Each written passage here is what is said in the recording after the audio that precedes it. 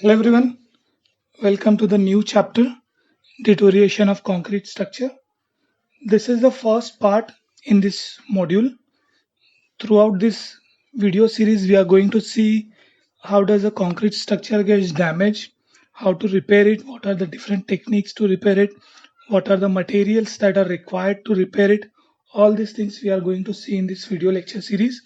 So the first one will start with the deterioration of concrete structure.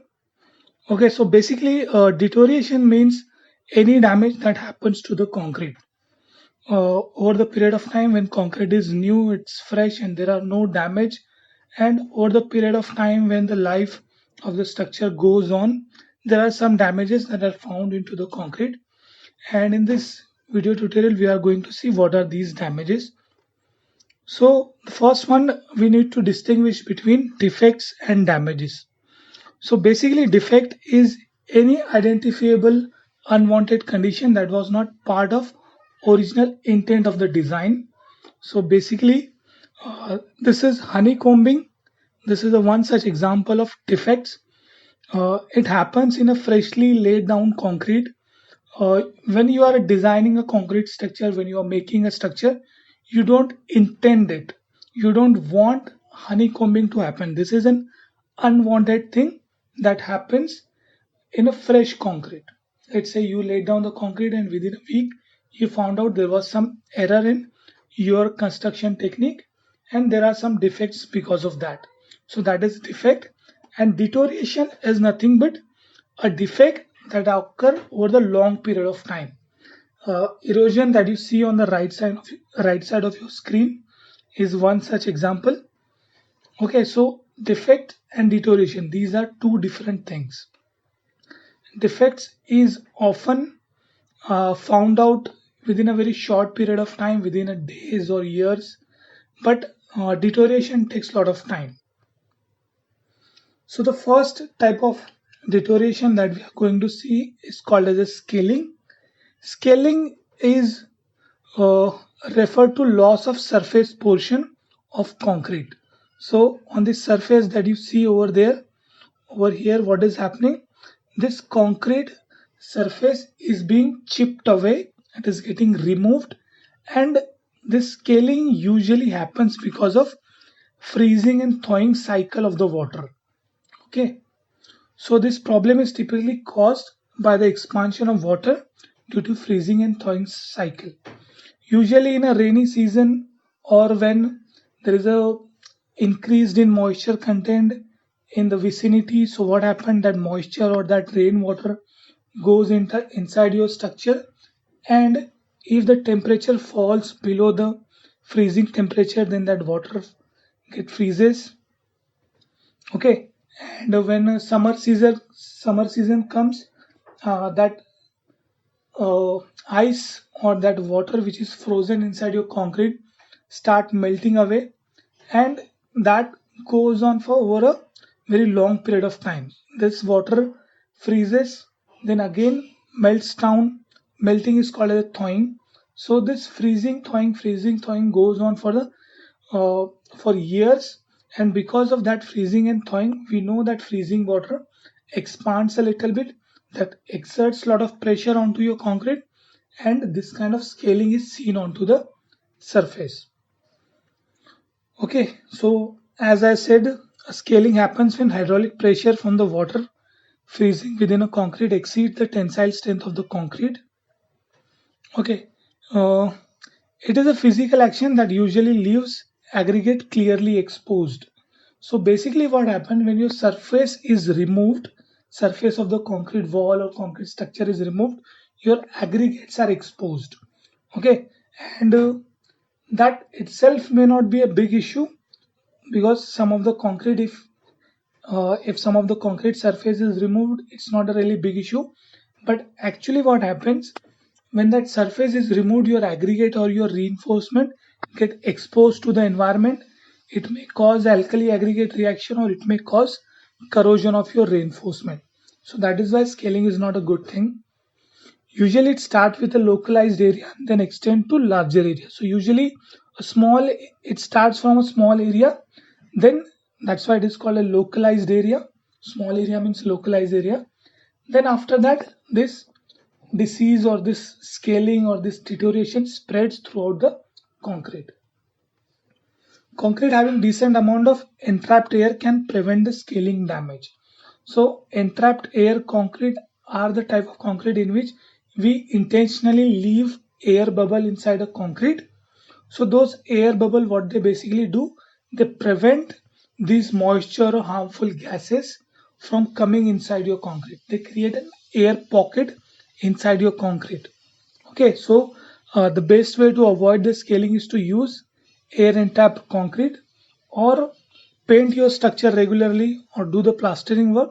That will also prevent the scaling.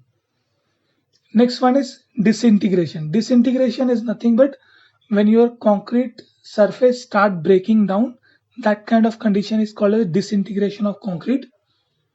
Okay, so the deterioration usually starts from a scaling. So after the scaling, the second step is disintegration.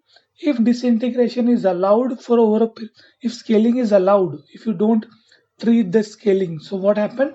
Your concrete start falling off. That is called as disintegration. Disintegration usually can be divided into four different categories. Light disintegration, in which up to 4 mm depth of exposure happens. Your up to 5 mm uh, depth of concrete has fallen and your aggregates are exposed. Then medium disintegration, in which 6 to 10 mm exposure has happened. After that, severe disintegration. Severe is quite bad. So what is happening over here? 11 mm to 20 mm of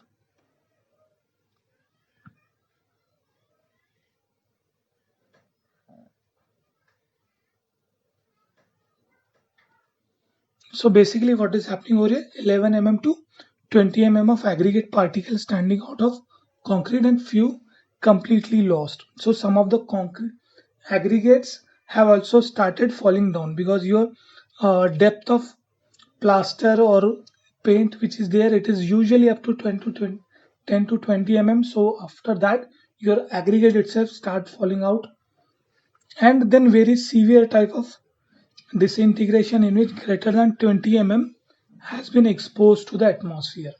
So this is quite a bad condition. When this type of condition happen, either you treat your concrete structure or you have to abandon it. So the next type of deterioration is erosion of concrete. Usually erosion is associated with the concrete structure that are present in the vicinity of the water that you can see over here. It is a small channel or a canal which carries the water. So erosion is a deterioration that happens due to moving water, and this moving water, when the water is moving, it carries a lot of smaller particle along with itself, and that those particle scratch the surface of the concrete, or which is also called as scrubbing of the surface. That scrubbing causes deterioration of the concrete structure. Similar damage may be caused due to flowing ice. So in a um, areas where there is a formation of ice, that ice may flow along with the water, so that may also cause that flowing ice may also cause the deterioration of concrete lining. Also, erosion is generally an indication that concrete is not durable enough. So let's say you are creating a canal or a small channel to carry the water, and you thought that M20 grade of concrete is good enough, but over next 10 years you realize that there is a lot of erosion that has happened. So your assumption that your concrete M20 grade of concrete should be enough is wrong. So usually erosion is as much as a fault of an engineer as it is a fault of the moving water. So basically engineer's calculation were wrong, that he did not create a durable concrete. So it's a two-way process. You have to have a concrete structure which should be much more durable, as well as you should not have a scrubbing particle inside your water. Next one, erosion is sometimes amplified due to a lot of pollution that is present in the water. So water, if the water is polluted, it may carry some harmful chemical. Those chemical may reduce the strength of your concrete, and this erosion process get amplified due to polluted water. So what is the solution to avoid erosion? The best solution is to avoid the erosion is to have a very durable concrete. So whatever your assumption is, let's say you think that M30 is good, but you have to go with M40 because of erosion takes place over a very long period of time, 10 years, 15 years. So you have to plan ahead of yourself. Next one, probably the most important type of deterioration in a concrete structure is corrosion of reinforcement. So corrosion is a deterioration of steel reinforcement inside a concrete. So what basically happens is mm, the alkali content, because we know for the fact that the cement that we are using is an alkaline in nature. Usually it has a pH of between 11 to 13, and that pH which is between 11 and 13 protects your reinforcement. As you can see in this picture, the central at the center of the picture you see this reinforcement bar over here, and the green color surface that you see or green color matter that you see is a protective layer which is formed by the alkaline nature of your cement.